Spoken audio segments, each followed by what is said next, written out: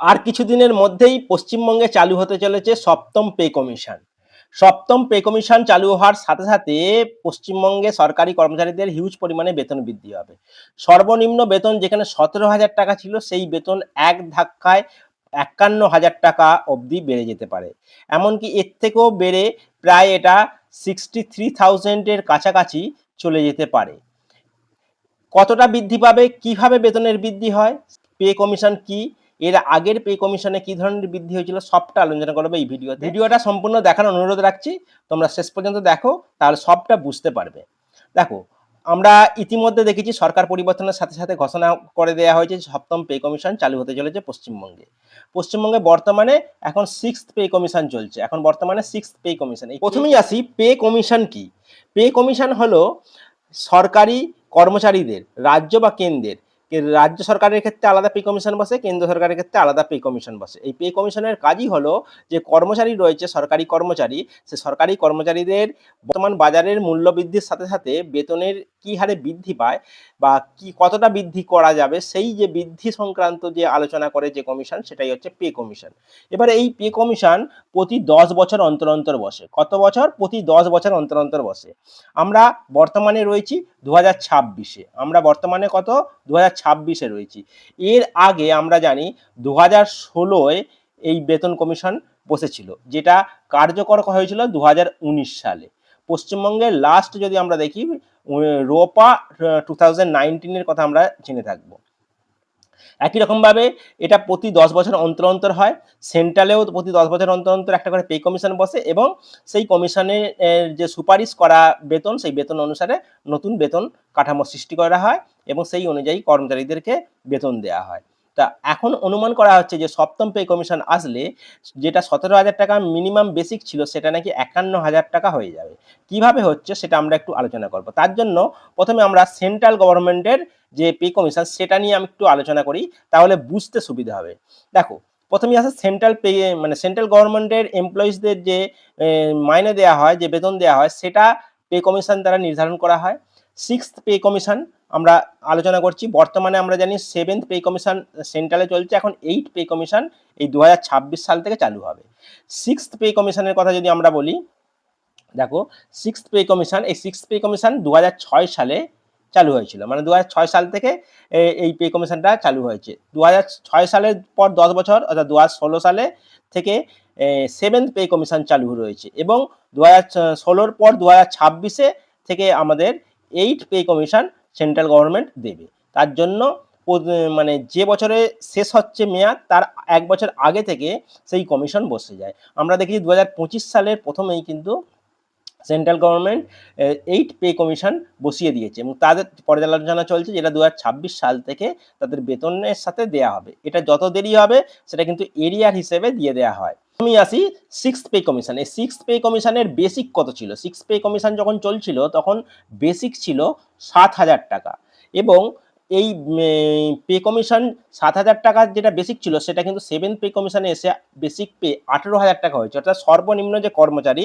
Level one post, level one পোস্টের সর্বনিম্ন যে বেতন, অর্থাৎ গ্রুপ ডি পোস্টে একজন চাকরি পেলে সিক্স পে কমিশন যখন চলছিল ২০০৬ সালে, অর্থাৎ ৬ থেকে ২০১৬ সাল পর্যন্ত, অর্থাৎ ২০১৫ সাল পর্যন্ত বেসিক পে ছিল গ্রুপ ডির ৭,০০০ টাকা। ২০১৬ সাল আসার সাথে সাথে সেটা বেড়ে হয়েছিল ১৮,০০০ টাকা। এবার এই ৭,০০০ থেকে ১৮,০০০ হলো কি করে? দেখো, পে কমিশন নির্ধারিত যে একটা সূত্র রয়েছে, সেটা হচ্ছে basic pay, basic pay into fitment factor বলা হয়। এই ফিডমেন্ট ফ্যাক্টর কাজ করে।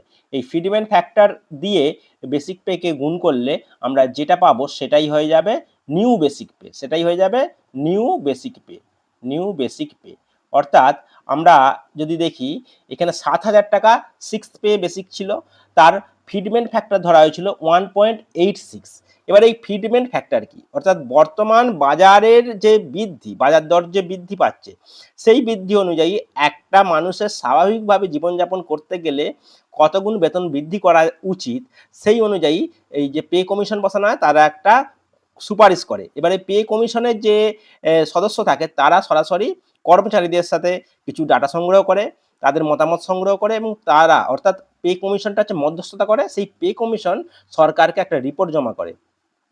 সেই রিপোর্ট সরকারের সাথে আলোচনা করে একটা মধ্যস্থতা এসে একটা ফ্যাক্টর নির্মাণ করা হয় যে এত গুণ বেতন বৃদ্ধি করলে একটা সরকারি কর্মচারী সুস্থ জীবনযাপন করতে পারবে। ঠিক তেমনই আমরা দেখতে পাচ্ছি প্রতি বছর কিন্তু মানে প্রত্যেক পে কমিশনে কিন্তু ফিটমেন্ট ফ্যাক্টরটা ধীরে ধীরে বৃদ্ধি পেয়েছে। যেমন 2006 সালে যেটা সিক্স পে কমিশন ছিল, সেই সিক্স পে কমিশনের ফিটমেন্ট ফ্যাক্টর সেন্ট্রাল গভর্নমেন্টের বলছি 1.86 ছিল। 7 পেতে সেটা 1.86 না হয় 2.57 ফিটমেন্ট ফ্যাক্টর ধরা হয়েছিল। বর্তমানে 8 পে কমিশন তার সুপারিশ করা ফিটমেন্ট ফ্যাক্টর 3.83 এটা ধরা হচ্ছে। যদিও এটা গভর্নমেন্ট দিতে দেবে কিনা সেটা কিন্তু এখনো ডিসাইড হয়নি। এগুলো ডিসাইডেড হয়েছিল গভর্নমেন্ট কর্তৃক, স্বীকৃতি দেওয়া হয়েছিল। এবার এটা কতটা স্বীকৃতি দেবে তার উপর নির্ভর করছে। যদি এটা স্বীকৃতি দেয় তাহলে 18,000 টাকা যেটা বেসিক রয়েছে সেটা বর্তমানে কিন্তু 69,000 টাকা বেসিক হয়ে যাবে। একজন গ্রুপ ডি কর্মচারীর বেসিক পে হয়ে যাবে 69,000 টাকা। আর আমরা জানি যে কোনো বেতনের ক্ষেত্রে শুধুমাত্র বেসিক আসে না, যে কোনো বেতনের ক্ষেত্রে খেয়াল রাখবে গভর্নমেন্ট এমপ্লয়িজদের বেতনের সাথে কি কি যুক্ত থাকে। অ্যাকচুয়াল বেতন যেটাকে বেসিক পে বলা হয়, এই বেসিক পে এর সাথে অবশ্যই ডিএ থাকে, এইচআরএ থাকে, এইচআরএ অর্থাৎ হাউস রেন্ট অ্যালাওয়েন্স সেন্ট্রাল গভর্নমেন্টের ক্ষেত্রে বিভিন্ন থাকে, অর্থাৎ XYZ সিটির ক্ষেত্রে আলাদা আলাদা হাউস রেন্ট অ্যালাওয়েন্স থাকে। এছাড়া সেন্ট্রাল গভর্নমেন্টের টিএ থাকে, এমএ থাকে। টিএ মানে হচ্ছে তোমার যাতায়াত করার খরচ, এমএ মানে হচ্ছে মেডিকেল অ্যালাউন্স। এই সমস্ত মিলে কিন্তু টোটাল একটা বেতন হয়। অর্থাৎ গ্রুপ ডি কর্মচারী যদি আমরা দেখি 3.86 মানে 3.83 এই ফ্যাক্টর অনুযায়ী যদি বেসিক পে 69,000 টাকা হয়, তার সাথে হাউস রেন্ট অ্যালায়েন্স, ডিএটা কিন্তু প্রথম বছরের ক্ষেত্রে জিরো হয়ে যাবে। ডিএ প্রথম বছরের ক্ষেত্রে জিরো হবে, অর্থাৎ যে বছর এই কমিশন দ্বারা লাগু হবে সেই বছরটা জিরো হবে, তার 6 মাস অন্তর অন্তর আমরা জানি সেন্ট্রাল গভর্নমেন্টের ডিএ বৃদ্ধি পায়। তাই এটা প্রায় 70 থেকে 75,000 টাকার কাছাকাছি একটা গ্রুপ ডি কর্মচারীর বেতন হতে চলেছে। যদি ধরে নেওয়া হয় সরকার এটাকে মান্যতা না দিলেও মিনিমাম এর থেকে বেশিই দেবে, মানে 2.57 এর বেশি কিন্তু ফিটমেন্ট ফ্যাক্টর আসতে চলেছে। প্রত্যেক যে কমিশন, প্রত্যেক যে পে কমিশন, প্রত্যেক পে কমিশনের ফিটমেন্ট ফ্যাক্টর কিন্তু বাড়ে। কেন বাড়ে?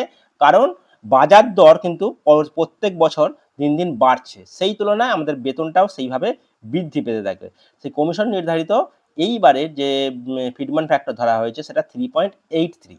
এইবার আমি এটা আলোচনা করলাম, তার কারণটা ভালো করে বোঝো। কারণ সেন্ট্রাল গভর্নমেন্টের যে ফিটমেন্ট ফ্যাক্টর সেই অনুযায়ী কিন্তু স্টেট গভর্নমেন্টের ফিটমেন্ট ফ্যাক্টর নির্ধারণ করা হয়। বেশিরভাগ ক্ষেত্রে আমরা প্রিভিয়াস ইয়ার যদি দেখি খেয়াল করব। দেখো 2006 সালে সেন্ট্রাল গভর্নমেন্টের যখন সিক্স পে কমিশন চলছিল ওয়েস্ট বেঙ্গলে, তখন 2006 সালে ফিফথ পে কমিশন ছিল। আর ফিফথ পে কমিশনের ফিটমেন্ট ফ্যাক্টর দেখো 1.86, যেটা 2006 সালে সেন্ট্রাল গভর্নমেন্ট যে ফিটমেন্ট ফ্যাক্টর ধরেছিল, অর্থাৎ 2006 সালের বাজার দর অনুসারে যে ফিটমেন্ট ফ্যাক্টর ধরেছিল, ওয়েস্ট বেঙ্গলের ঠিক সেম ফিটমেন্ট ফ্যাক্টর ধরা হয়েছে 2006 সালে, অর্থাৎ 1.86, যেখানে বেসিক ছিল 6,600, অর্থাৎ 4900 বেসিক পে, আর তার সাথে গ্রেড পে এর সাথে যুক্ত হয়ে টোটাল 6,600 হয়, 16,962। আর বেসিক পে খেয়াল রাখবে সবসময় বেসিক পে একটা পূর্ণ সংখ্যায় নিয়ে আসা হয়, মানে গড় সংখ্যায় নিয়ে আসা হয়, এরকম খুচরোতে রাখা হয় না। যখনই 50-এর বেশি হয় সেটা 100 ধরা হয়। তাহলে যেহেতু 962 সেটা হাজার ধরে 17,000 করা হয়েছে, মানে 6,600 যেটা বেসিক পে ছিল সেটা কিন্তু 17,000 হয়ে গেছে। কত সালে? এইটা 2009 সালে, আর এটা হচ্ছে 2019 সালে চালু হয়েছিল। মানে অ্যাকচুয়ালি বসেছিল কবে? 2006 সালে, আর এখানে 2016 সালে। 2006 সাল থেকে 16 সালে 10 বছর হয়, এই 10 বছরে শেষ হয়ে গেছিল, কিন্তু কার্যকর হয়েছিল এটা 2009 সালে, আর এক্ষেত্রেও কার্যকর হয়েছিল 2019 সালে। এইবার খেয়াল করো তোমাদের, তার মানে বেসিক পেটা যেখানে 6,600 ছিল সেখানে 17,000 হয়ে গেছে। এবার সিক্স পে কমিশন, যখন সেন্ট্রাল গভর্নমেন্ট 2016 সালে সিক্স পে কমিশন মানে সেভেন্থ পে চলছিল, আমাদের ওয়েস্ট বেঙ্গলে সিক্স পে চলছে, মানে বর্তমানে আমরা সিক্স পে অনুসারে বেতন পাচ্ছি। তাহলে সেভেন্থ পে 2016 সালে ফিটমেন্ট ফ্যাক্টর কত দাঁড়িয়েছিল? 2.57। ঠিক তেমনই ওই 2016 সালের ফিটমেন্ট ফ্যাক্টর ওয়েস্ট বেঙ্গলও 2.57ই ধরা হয়েছে। এইবার তোমরা খেয়াল করো, এইট পে কমিশনে যদি এটা ধরা হয় 3.83 বা আমি ধরে নিচ্ছি 3.83 না ধরলেও 3.00 তো ধরবে। 3 গুণ বেতন বৃদ্ধি হতে চলেছে। অর্থাৎ একজন গ্রুপ ডি কর্মচারী 17,000 টাকা হলে যদি তাকে আগের বারের অনুসারেই যদি ফিডম্যান ফ্যাক্টর ধরা হয় 2.57 ধরা হয়, তাহলে যে গ্রুপ ডি কর্মচারী তার বেতন প্রায় 17,000 থেকে লাফিয়ে 43,700 টাকা হয়ে যাবে। যদি ফিডম্যান ফ্যাক্টর 3.83 ধরা হয় তাহলে প্রায় 65,100 বেসিক পে হবে। এর সাথে তো HR ডিএ যুক্ত হবে পরবর্তী ক্ষেত্রে। আর যদি 3 ধরা হয় মানে 3 গুণ ফিডম্যান ফ্যাক্টর ধরা হয় তাহলে প্রায় 51,000 টাকা বেসিক পে হচ্ছে একজন গ্রুপ ডি কর্মচারী। এইবার আমরা আলোচনা করি গ্রুপ ডি কর্মচারীর যদি অত হয় তাহলে আমরা বর্তমানে প্রাইমারি টিচারের বেসিক পে অনুসারে কতটা হতে পারে। যদি আমরা ফিডম্যান ফ্যাক্টরটা 3 ধরে নিই আর বর্তমানে প্রাইমারি টিচারের বেসিক পে হচ্ছে 28,900 একে 3 দিয়ে গুণ করো, গুণ করলে যেটা হবে সেটাই হয়ে যাবে বর্তমান বেসিক পে। অর্থাৎ 7th পে কমিশন আসলে একজন প্রাইমারি টিচার পেতে চলেছে এর 3 গুণ। তাহলে 3 9 27 আর দেখো 2 3 8 24 26 আর দেখো 2 3 দুগুণে 6 আর 2 8 প্রায় দেখতে পাচ্ছ 86,700 টাকা বেসিক পে হয়ে যাচ্ছে একজন প্রাইমারি টিচারের। একজন প্রাইমারি টিচার প্রায় 90,000 টাকার কাছাকাছি মানে তার এন্ট্রিতেই সে বেতন উইথড্র করতে পারছে।